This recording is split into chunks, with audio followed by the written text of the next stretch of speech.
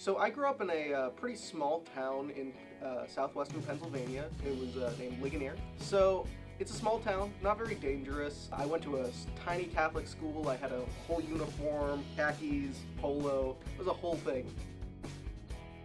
So I would usually ride my bike to and around town. The summer was definitely the easiest time to ride your bike around.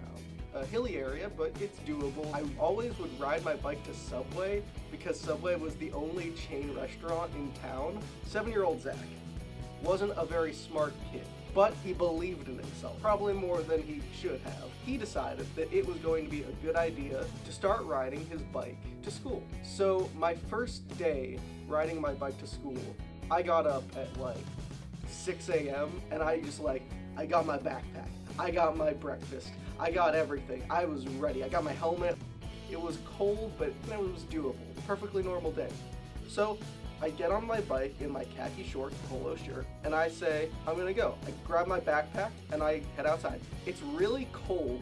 Hey, I can do this. I realized that it was in the 40s, like high 40s. It was cold. It was cold. And immediately I recognized two things. One, it's cold as f***. And two, I'm having a very hard time balancing on my bike with a 50-pound backpack bobbing back and forth. But I push through. Then I come across the first hill, and that's where it gets difficult. And I just can't do it. I cannot, for the life of me, get up that hill. I try and I try, but my asthma kicks in. My throat's feeling cold. I feel like I'm gonna die. I just can't get up the hill. I get off my bike and I start pushing it, but everything's too heavy.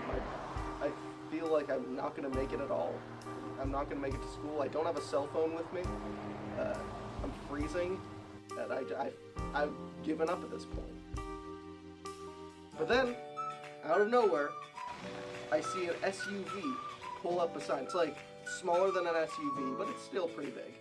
And on the back, it's got a bike rack on it. And I'm like, oh, that's interesting. And the car just pulls up next to me, and out pops the head of my school counselor. Hey, Zach, need a ride? Yes. So she gives me a ride, and she tries to do conversation, but I'm a 7th grader weirdo, so I can't really, do much with that. And I'm freezing to death, so, So she drops me off, take my bike, chain it up. Then I go to class, and I tell everyone of my harrowing ordeal, and I never rode my bike to school again.